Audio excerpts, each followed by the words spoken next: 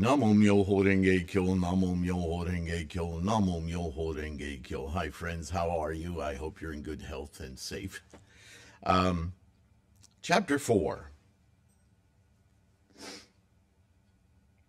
This chapter reminds me of resolve and discernment. Resolve and discernment. A constant refrain, certainly throughout Nichiren doctrine, yeah? But it reminds me of a video I did some time ago called, what was it, Buddhist Burnout, I think is what I called it. We've all been there. We try and do things assiduously, consistently. We see benefits and that motivates us. And then at some point, we're not as motivated. And that's a pity because even though we continue to practice, we don't really put our all into it, do we? We kind of let it get kind of formal. We just act it out. And then it doesn't seem to be working. Well, of course, because we're not committed to it, but we don't see that at the time. And we have to remind ourselves this is that era where practice falls into habit and formalization, and it ceases to motivate, and people even quit for some time. Only to, maybe it takes a month, maybe it takes a year, and then something happens, and then that little voice in the back of your mind go, you know, you should be chanting about this. And you hear that voice all the time, but for a long time, you're just so, shut up. Right? It's like a nagging. But then sooner or later, something happens to get your butt motivated, and you get in front of your Butsudan again, and you start to chant again, and then, wow, it's all like new member benefit, we used to call it, yeah? All of a sudden, things start to change, and your mind is altered, and you're motivated again. It's, whether you call it a seesaw or a roller coaster, we really, really have to work diligently to keep ourselves motivated. And ironically, it's that motivation that equals results. Chicken or egg problem. Yeah, well, that's samsara, my friends. That's what it is to live in the saha physical world. Samsara is always there to drag us to the cookie jar, to make us eat too much, to look to please the skandhas, to maybe it's okay if I drink a beer. Maybe it's okay if I enter samsaric attachment here. Yeah. Because, hey, look, it takes a lot of discipline to do this. I'm also reminded of oftentimes, and I've done videos upon this, on this subject of what is a monk. I have it on the website. I have it in videos. And I simplify it. Monk is a dedicated student. And I relate to that. I was dedicated in high school, or maybe I didn't get dedicated till I went to junior college or a 4-year school or so on and so forth.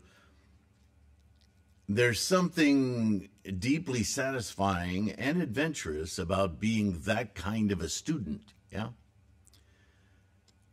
But to be a Buddhist monk is to be that kind of a student all the time.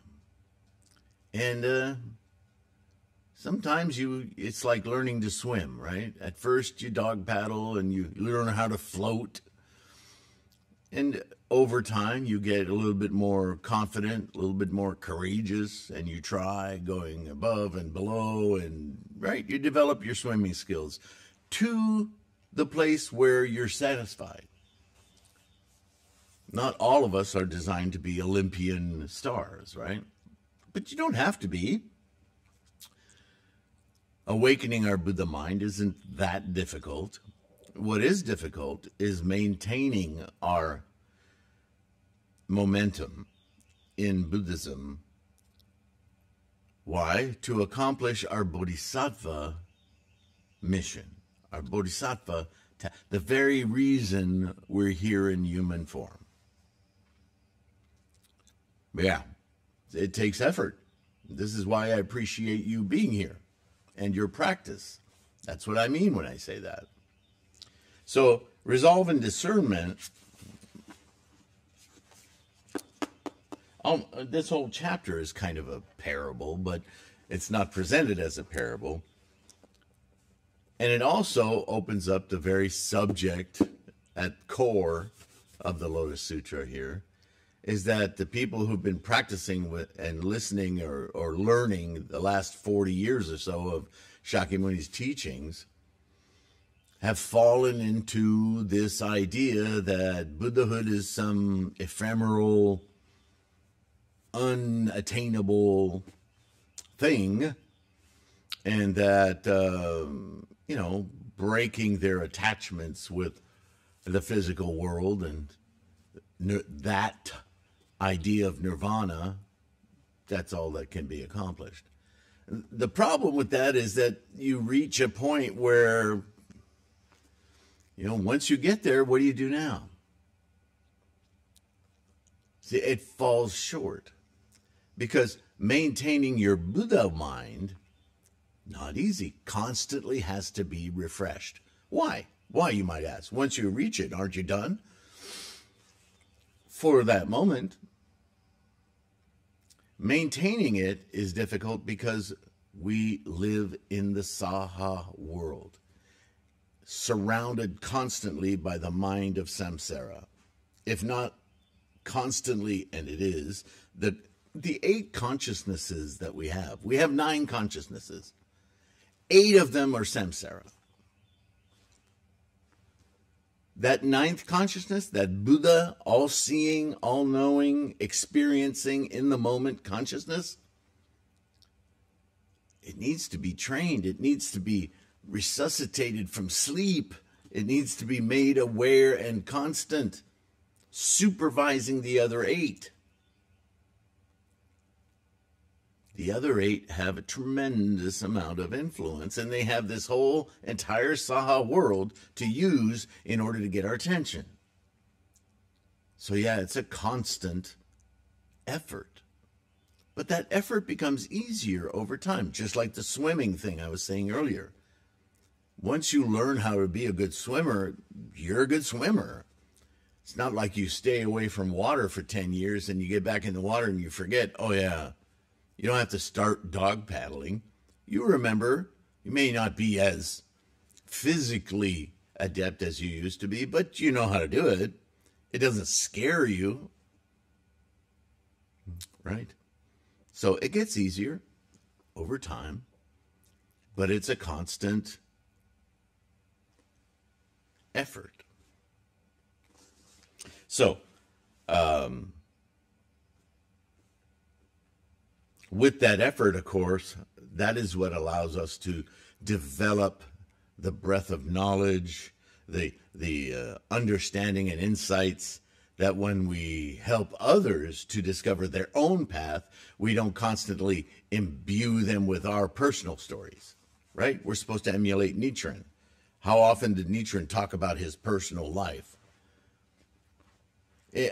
You could say, yes, I was almost killed at Tatsunokuchi. I lived in Sado Island and somebody became my friend. You could say that's talking personally, but Nichiren always, if he touched on himself, it was because of the situation in relationship to the stories, the parables in the Lotus Sutra, in other sutras, in the teachings of Ji, Zhanga, Tendai, right? Dengyo, Miaolo, Nagarjuna, Vasubandhu, all over, all the scholarship. And of course, Shakyamuni. Even teachings from outside of the scholarship of Buddhism that came from ancient Chinese lore. It depended on his audience, right? Depended on the person he was speaking to. Oh, what's that? Oh, yeah, skillful means. Nietzsche wants us to emulate him and his life. So 99.9% of the time when Nietzsche was speaking, answering a question, giving advice, he wasn't telling people, well, this is how I do it, right? I mean, right away when you hear that kind of dialogue, it feels imposed upon you. No, Nietzsche was expert at pointing out, look what this 3,000-year-old, what this 2,800, what this 2,000-year-old document says. Look at what this sutra says. Look at what Dengyo used to say about this kind of thing. You need inspiration. You want to know where to find inspiration. Nietzsche would pose himself as well-read, studied monk to basically be your librarian. That, look here, read this, read that. He was excellent at fitting scholarship from thousands of years all over the place in order to address a contemporary question. Also taking into account, is this a samurai I'm talking to? Is this an older woman I'm talking to? Is this a young woman who just lost her husband or brother? Is this, who am I talking to? What do they need to hear? Right? I don't need to talk to Shijo Kingo about menstruation. Duh. But Nietzsche could speak on these things even though he himself was not a woman. Right? I put a whole book together on Nietzsche's letters, writings to women, because I think that deserves to be identified. He has a different voice. And yet, same sutras, right? Just presents the information so it relates to that particular person's difficulties. That's what you and I need to develop, yeah? At that time, the wisdom destined Subhuti, Mahakatyayana,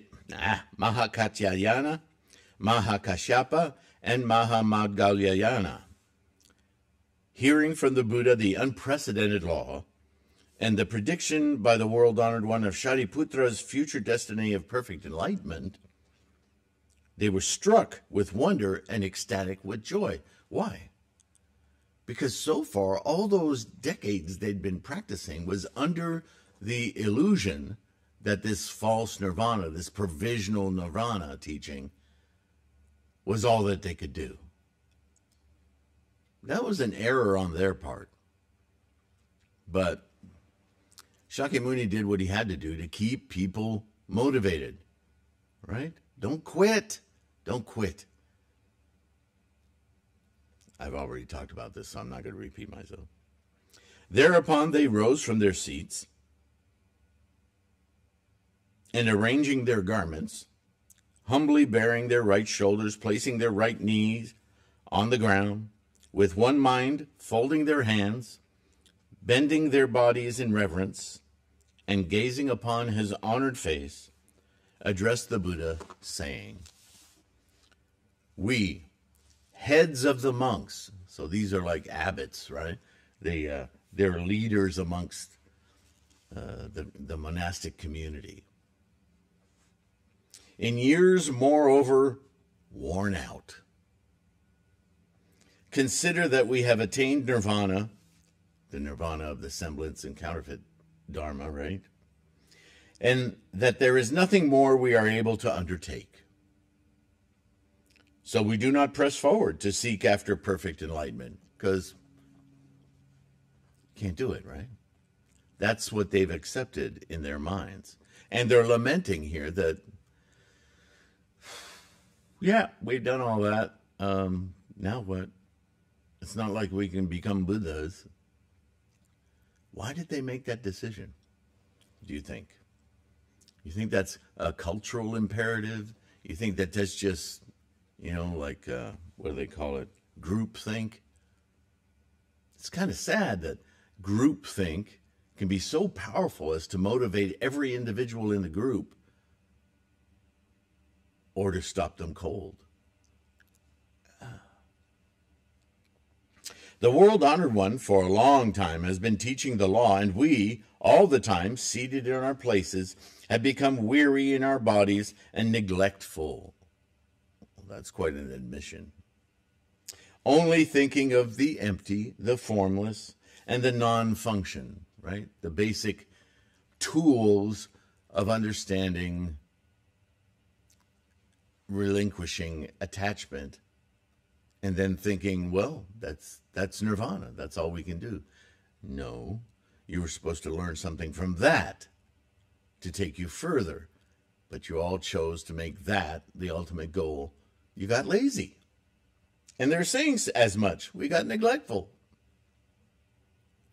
But in regard to the Bodhisattva laws, their supernatural displays, the purifying of Buddha lands, and the perfecting of all living beings, our hearts have not taken delight. It's too hard. And now right in front of us, you just dropped this on Shariputra. Boy, we missed it. All along, we just missed it. For what reason? Because we have fancied that the world-honored one has caused us to escape the triple world and to obtain proof of nirvana, and besides, now we are so worn with age that in regard to perfect enlightenment, for which the Buddha instructs bodhisattvas, we have not conceived a single fond thought of joy.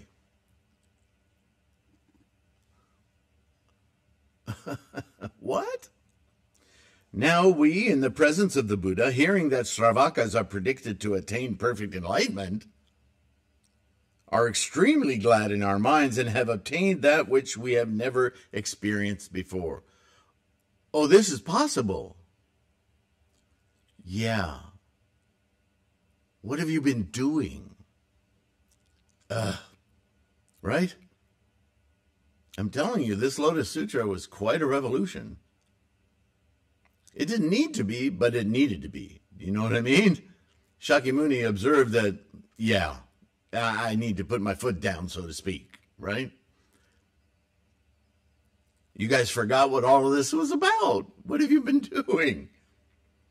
Unexpectedly, we suddenly and unexpectedly hear this rare law. Oh, we can awaken our Buddha-ness ourselves?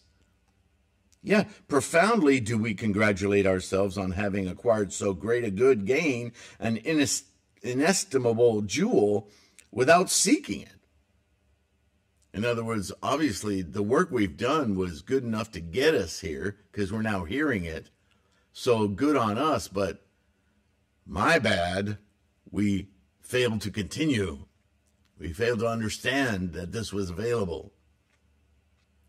Seems a little disingenuous to congratulate themselves at the moment, but let's go on. World-honored one, now let us have the pleasure of speaking in a parable to make plain this meaning, what we're saying. So I have an annotation here. This is the possible manifestation of the thought that there is an apparent paradigm shift in the definition of a bodhisattva from the semblance dharma goals to this new goal of Buddhahood in this lifetime. This would be the justification for a fourth vehicle addition to the three vehicles and accepted as the one Buddha vehicle. There's some discussion about that in different academic circles. Is the three vehicles of Sravaka, Pratyeka Buddha, and Bodhisattva, that third Bodhisattva, is that the same as the Bodhisattva we're now discussing in the Lotus? And if it was rhetorically the same, was it not different in its understanding of the ultimate goal? Because he does identify three lower vehicles, lesser vehicles, including Bodhisattva,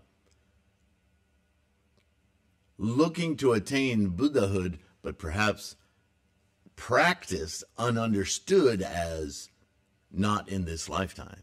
That may be the crux of the difference, which is a little irritating when you and I know that that was the point all along. but cultural paradigms, traditions, habits, they're hard to break. All right.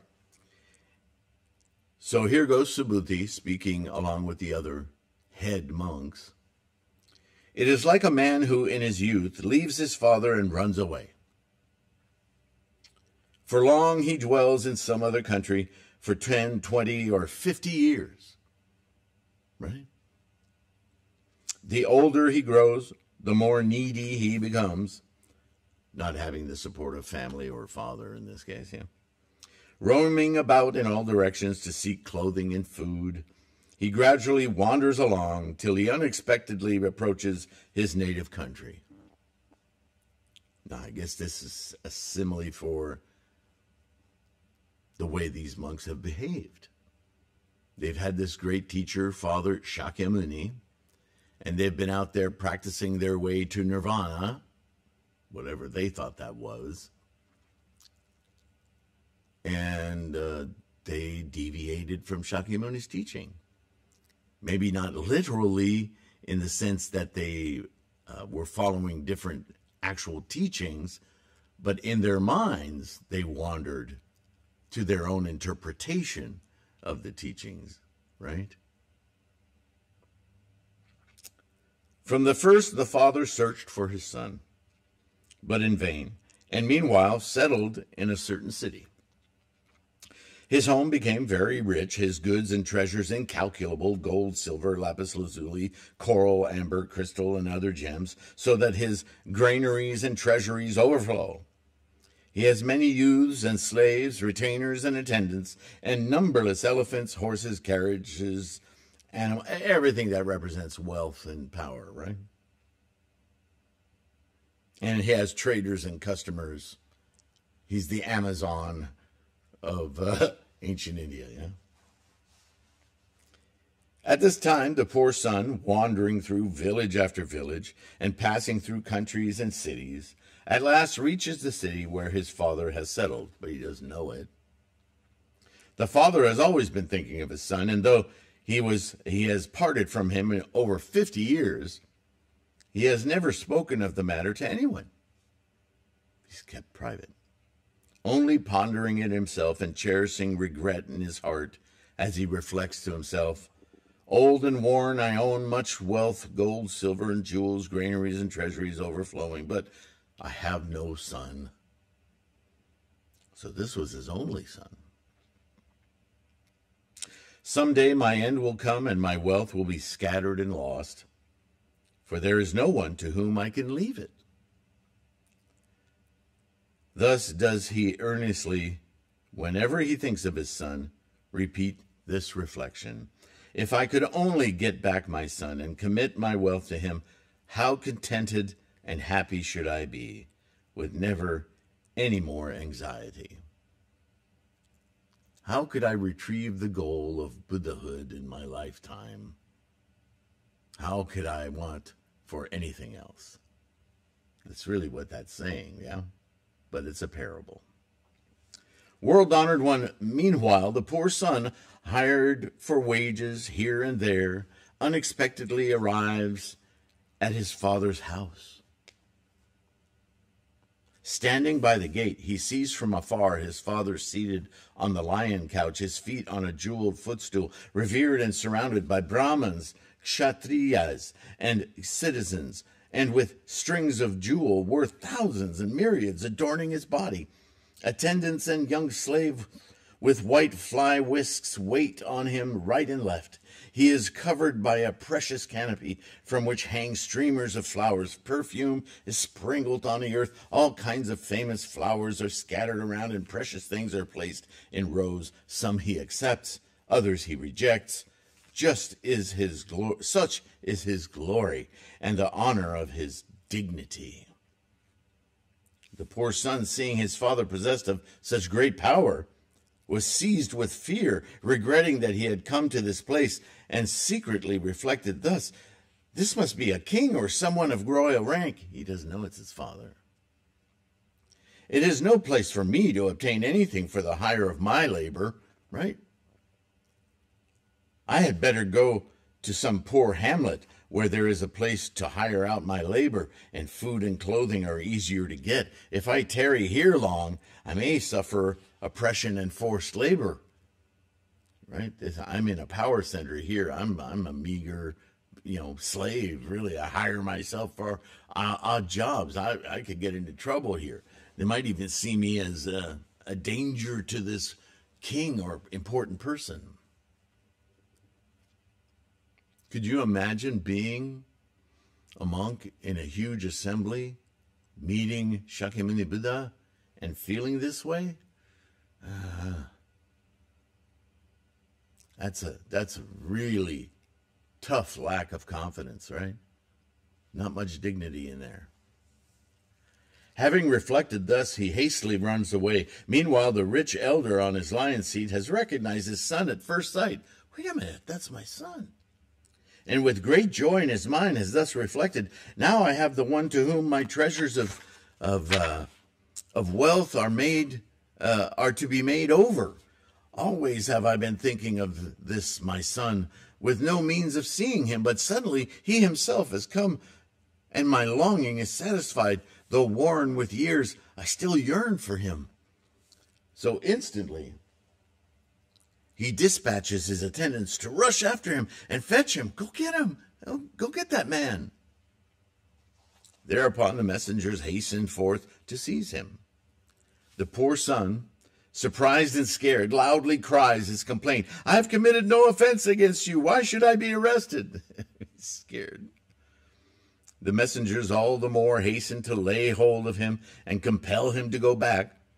Thereupon the poor son thinks to himself that though he is innocent, yet he will be imprisoned, and that will certainly mean his death, so that he is all the more terrified. He faints away and falls on the ground.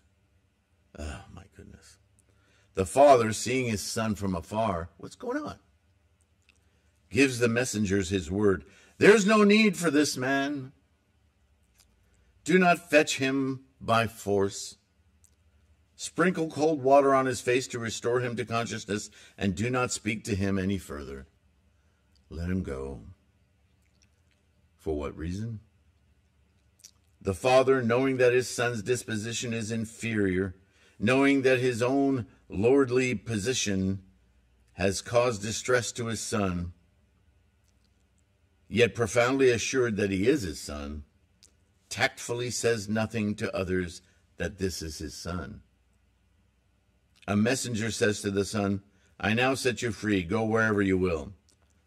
The poor son is delighted, thus obtaining the unexpected. He rises from the ground and goes to a poor hamlet in search of food and clothing. I'm going to pause there. It's an interesting story, made all the more interesting because you understand that these are the elder monks explaining themselves to Shakyamuni.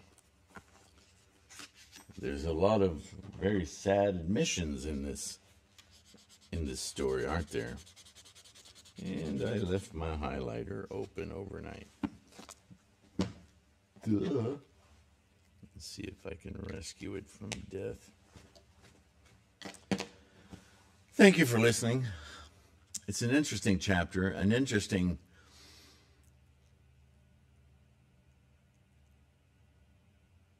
view on how we can get, what did I title that video? Burned out. We need to stay motivated. And we need to know with each daimoku that we are accomplishing this great task. So I implore upon you. Watch that video I did on presence at the Butsudan. Give yourself a mental preparation every time you go ahead. Make it a ritual, but a ritual that's meaningful. See yourself at this very assembly, right?